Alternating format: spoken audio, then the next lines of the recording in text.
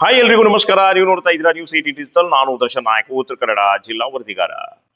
ಉತ್ತರ ಕನ್ನಡ ಜಿಲ್ಲೆಯ ಪಶ್ಚಿಮ ಘಟ್ಟಗಳ ನದಿ ಜೋಡಣೆಗೆ ಈಗ ತೀವ್ರವಾದಂತಹ ಒಂದು ವಿರೋಧ ಶುರುವಾಗಿರುವಂತದ್ದು. ಉತ್ತರ ಕನ್ನಡ ಜಿಲ್ಲೆಯ ಸಿರ್ಸಿಯಲ್ಲಿ ಈಗಾಗಲೇ ಒಂದು ಬೃಹತ್ ಪ್ರತಿಭಟನಾ ಸಭೆ ಕೂಡ ನಡೆದು ಹೋಗಿರುವಂತದ್ದು. ಇಲ್ಲಿನ ಸ್ವರ್ಣವಲ್ಲಿ ಶ್ರೀಗಳಾಗಿರತಕ್ಕಂತ ಶ್ರೀ ಗಂಗಾಧರೇಶ್ವರ ಸ್ವಾಮೀಜಿ ಅವರ ಒಂದು ನೇತೃತ್ವದಲ್ಲಿ ಮಠಾಧೀಶರು ಭಾಗಿಯಾಗಿದ್ರು. ಅದರ ಜೊತೆಗೆ ಪಕ್ಷಾತೀತವಾಗಿ ಉತ್ತರ ಕನ್ನಡ ಜಿಲ್ಲೆಯ ಜನಪ್ರತಿನಿಧಿಗಳು ಈ ಬೃಹತ್ ಪ್ರತಿಭಟನಾ ಸಭೆಯಲ್ಲಿ ಭಾಗಿಯಾಗಿ ನದಿ ಜೋಡಣೆಯ ಯೋಜನೆಗೆ ತೀವ್ರವಾದಂತ ಒಂದು ವಿರೋಧವನ್ನ ವ್ಯಕ್ತಪಡಿಸಿದ್ರು. ಇಲ್ಲಿನ ಬೇಡ್ತಿ ನದಿಯನ್ನ ವರದಾ ನದಿಗೆ ಜೋಡಣೆ ಮಾಡಬೇಕು, ಅದ್ರ ಜೊತೆಗೆ ಅಘನಾಶಿನಿ ನದಿಯನ್ನ ವೇದಾವತಿ ನದಿಗೆ ಜೋಡಣೆ ಮಾಡಬೇಕು ಎನ್ನುವಂತಹ ಒಂದು ಯೋಜನೆ ಇದಾಗಿದೆ. ಇದು ಕೇಂದ್ರ ಸರ್ಕಾರದ ಯೋಜನೆ ಆಗಿರುವಂತದ್ದು. 90% ಕೇಂದ್ರ ಸರ್ಕಾರ, ಅದ್ರ ಜೊತೆಗೆ 10% ರಾಜ್ಯ ಸರ್ಕಾರದ ಯೋಜನೆ ಆಗಿರುವಂತದ್ದು. ಸೊ ಈ ಹಿನ್ನೆಲೆಯಲ್ಲಿ ಈ ಯೋಜನೆಗೆ ಈಗ ತೀವ್ರವಾದಂತಹ ಒಂದು ವಿರೋಧ ವ್ಯಕ್ತವಾಗಿರುವಂತದ್ದು. ಯಾಕಂದ್ರೆ ಇಲ್ಲಿನ ಜೀವ ನದಿಗಳನ್ನ ಬೇರೆ ನದಿಗಳ ಜೊತೆಗೆ ಜೋಡಣೆ ಮಾಡಿದ್ರೆ ಇಲ್ಲಿನ ರೈತರು, ಕೃಷಿಕರು, ಅದ್ರ ಜೊತೆಗೆ ಇಲ್ಲಿನ ಜನರು ಸಾಕಷ್ಟು ರೀತಿಯಲ್ಲಿ ಸಮಸ್ಯೆಯನ್ನ ಅನುಭವಿಸ್ಬೇಕಾಗತ್ತೆ ಎನ್ನುವಂತ ಬಗ್ಗೆ ಇಲ್ಲಿನ ಜನರು ಈಗ ಹೇಳ್ತಾ ಇರುವಂತದ್ದು. ಅದಕ್ಕೆ ಯಾವುದೇ ಕಾರಣಕ್ಕೂ ನಾವು ನದಿ ಜೋಡಣೆಗೆ ಅವಕಾಶ ಮಾಡಿಕೊಡ್ಬಾರ್ದು ಎನ್ನುವಂತ ಬಗ್ಗೆಯೂ ಇಲ್ಲಿನ ಮಠಾಧೀಶರು ಹೇಳ್ತಾ ಇರುವಂತದ್ದು. ಅದ್ರ ಜೊತೆಗೆ ಪಕ್ಷಾತೀತವಾಗಿ ಇಲ್ಲಿನ ಜನಪ್ರತಿನಿಧಿಗಳು ಕೂಡ ಹೇಳ್ತಾ ಇರುವಂತದ್ದು. ಇದು ಒಂದು ಭಾಗವಾದ್ರೆ, ಡಿಸೆಂಬರ್ 11ನೇ ತಾರೀಕು ಇದರ ಭಾಗವಾಗಿ ನಡೆದಿರತಕ್ಕಂತ ಬೃಹತ್ ಪ್ರತಿಭಟನಾ ಸಭೆಯಲ್ಲಿ ರಾಜಕೀಯ ಕೆಸರೆರಚಾಟಕ್ಕೂ ಈ ವೇದಿಕೆ ಸಾಕ್ಷಿ ಆಯ್ತು. ಏನಪ್ಪಾ ಅಂದ್ರೆ, ಈ ಯೋಜನೆ ಬಿಜೆಪಿ ಸರ್ಕಾರದಲ್ಲಿ, ಅಂದ್ರೆ ಈ ಹಿಂದಿನ ಬಿಜೆಪಿ ಸರ್ಕಾರದಲ್ಲಿ ಅಷ್ಟು ಹೇಳಲಾಗಿದೆ ಈ ಯೋಜನೆಗೆ. ಅಂದು ಸ್ಪೀಕರ್ ವಿಶ್ವೇಶ್ವರ ಹೆಗಡೆ ಕಾಗೇರಿ ಅವರೇ ಇದ್ರು. ಆವಾಗ ಈ ಯೋಜನೆಗೆ ವಿರೋಧವನ್ನ ಮಾಡಲಿಲ್ಲ ಕಾಗೇರಿಯವರು. ಈಗ ಈ ಹೋರಾಟದಲ್ಲಿ ಭಾಗಿಯಾಗಿ ಈ ಯೋಜನೆಯನ್ನ ವಿರೋಧಿಸ್ತೇವೆ ಅಂತ ಹೇಳ್ತಾ ಇರುವಂತದ್ದು, ಇದು ಎಷ್ಟು ಸಮಂಜಸ? ಇದು ನಾಟಕೀಯ ಅಲ್ಲವೇ ಎನ್ನುವಂತ ಬಗ್ಗೆ ಉತ್ತರ ಕನ್ನಡ ಜಿಲ್ಲಾ ಉಸ್ತುವಾರಿ ಸಚಿವರಾಗಿರ್ತಕ್ಕಂಥ ಮಂಕಾಳು ವೈದ್ಯರವರು ಧ್ವನಿ ಎತ್ತಿದ್ದಾರೆ. ಅದ್ರ ಜೊತೆಗೆ ವೇದಿಕೆಯಲ್ಲೇ ಕಾಗೇರಿ ಅವರನ್ನ ತಿವಿದಿದ್ದಾರೆ. ಈ ಬೆಡ್ತಿ ನದಿಯನ್ನ ವರದಾ ನದಿಗೆ ಜೋಡಣೆ ಮಾಡಬೇಕು, ಅದ್ರ ಜೊತೆಗೆ ಅಘನಾಶಿನಿ ನದಿಯನ್ನ ವೇದಾವತಿ ನದಿಗೆ ಜೋಡಣೆ ಮಾಡಬೇಕು.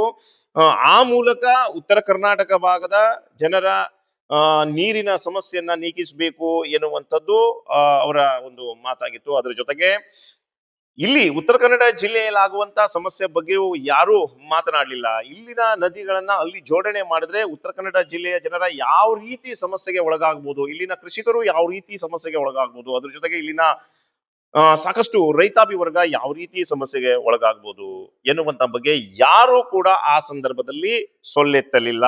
ಸೊ ಆವಾಗಲೇ ಈ ಯೋಜನೆಗೆ ಅಂದಿನ ಬಿಜೆಪಿ ಸರ್ಕಾರದಲ್ಲಿದ್ದಂತ ಇಲ್ಲಿನ ಶಾಸಕರಾಗಿರ್ಬೋದು, ಅದೇ ರೀತಿ ಬಿಜೆಪಿ ಶಾಸಕರು, ಅದ್ರ ಜೊತೆಗೆ ಅಂದಿನ ಸಂಸದ ಅನಂತಕುಮಾರ್ ಹೆಗಡೆ ಅವರಾಗಿರ್ಬೋದು, ಜೊತೆಗೆ ಅದು ಸ್ಪೀಕರ್ ಆಗಿರ್ತಕ್ಕಂಥ ವಿಶ್ವೇಶ್ವರ ಹೆಗಡೆ ಕಾಗೇರಿ ಅವರು ಅಂದೇ ವಿರೋಧ ಮಾಡಿದ್ರೆ, ಇವತ್ತು ಇಲ್ಲಿ ಮಠಾಧೀಶರ ಮುಂದಾಳತ್ವದಲ್ಲಿ ಅದ್ರ ಜೊತೆಗೆ ಪಕ್ಷಾತೀತವಾಗಿ ಹೋರಾಟ ಮಾಡುವಂತ ಅಗತ್ಯತೆನೇ ಇಲ್ಲ ಆಗಿತ್ತು ಎನ್ನುವಂತ ಬಗ್ಗೆ ಸಚಿವ ಮಂಕಾಳು ವೈದ್ಯರು ವೇದಿಕೆ ಮೇಲೆ ಹೇಳಿರುವಂತದ್ದು. 25ನೇ ಪೇಜ್ 89ನೇ ಏನು ವಿಷಯ ವಿಧಾನಸೌಧದಲ್ಲಿ ಸನ್ಮಾನ್ಯ ಯಡಿಯೂರಪ್ಪನವರು ಮುಖ್ಯಮಂತ್ರಿಗಳಿದ್ದು ಬಜೆಟ್ ಅಲ್ಲಿ ಘೋಷಣೆ ಆಗಿದ್ದು, ಬೇಕಾದ್ರೆ ಅದೆಲ್ಲ ಡೀಟೇಲ್ಸ್ ಬೇಕಾದ್ರೂ ಕೊಡ್ತೀನಿ ನಾನು. ಆ ಸಂದರ್ಭದಲ್ಲಿ ಇವರೇ ಸ್ಪೀಕರ್ ಇದ್ದವರು, ಕಾಗೇರಿಯವರೇ ಸ್ಪೀಕರು, ಸನ್ಮಾನ್ಯ ಏನು ನಮ್ಮ ಸಂಸದರು ಅವರೇ ಇದ್ದವರು. ಆವಾಗೆ ಅಲ್ಲಿ ಚರ್ಚೆಗೆ ತಗೊಂಡು ಅದಕ್ಕೆ ಅಬ್ಜೆಕ್ಷನ್ ಮಾಡಿದ್ರೆ ಇದು ಗುರುಗಳ ಅವ್ರು ಬರೋ ಇದಕ್ಕೆ ಬರೋ ಅವಶ್ಯಕತೆ ಇರೋದಿಲ್ಲ. ಅವ್ರು ಬಂದ್ರು ಅನ್ನಲಿ ಅಲ್ಲ, ಅವ್ರಿಗೆ ನಮ್ಮ ಗೌರವ ಇದೆ.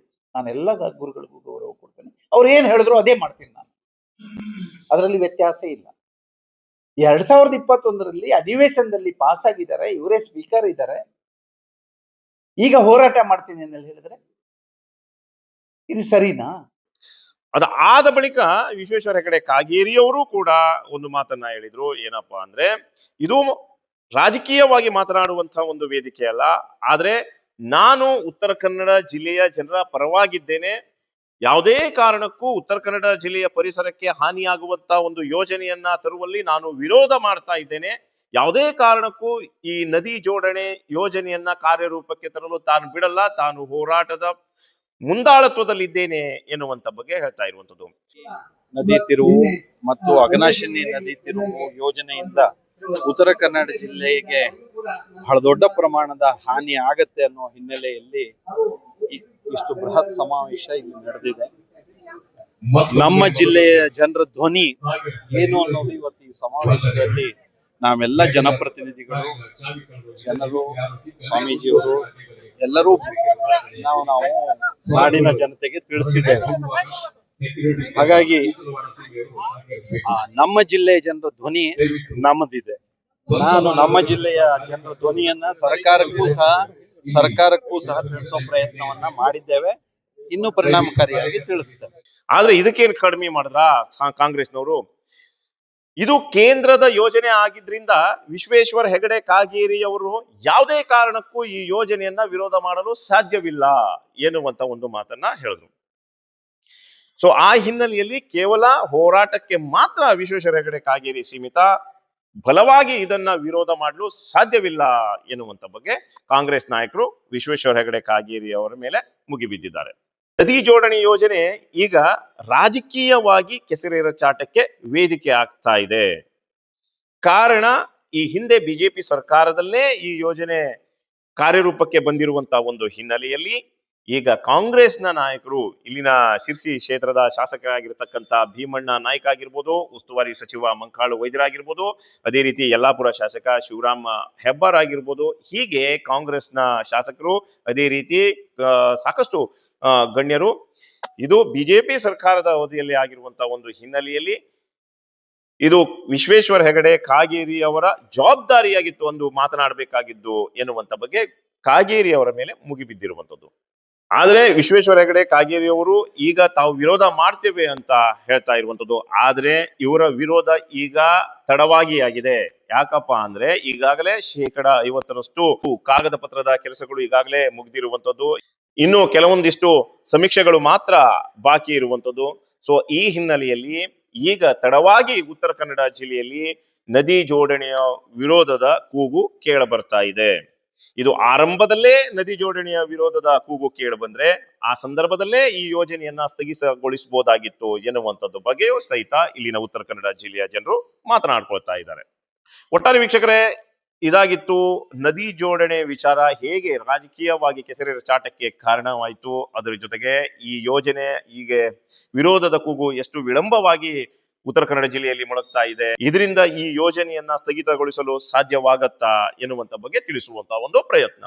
ಇನ್ನಷ್ಟು ಮಾಹಿತಿಯೊಂದಿಗೆ ಮತ್ತೆ ನಾವು ನಿಮ್ಗೆ ಸಿಗ್ತಾ ಇರ್ತೀವಿ. ಅಲ್ಲಿ ತನಕ ನೋಡ್ತಾ ಇರಿ ನ್ಯೂಸ್ 18. ನಿರ್ಭೀತ, ನಿಷ್ಪಕ್ಷಪಾತ, ವಿಶ್ವಾಸಾರ್ಹ ಸುದ್ದಿಗಳಿಗೆ ಮತ್ತೊಂದು ಹೆಸರಾಗಿರೋ ನ್ಯೂಸ್ 18 ಕನ್ನಡ ಈಗ ಆಪ್ನಲ್ಲೂ ಲಭ್ಯ ಇದೆ.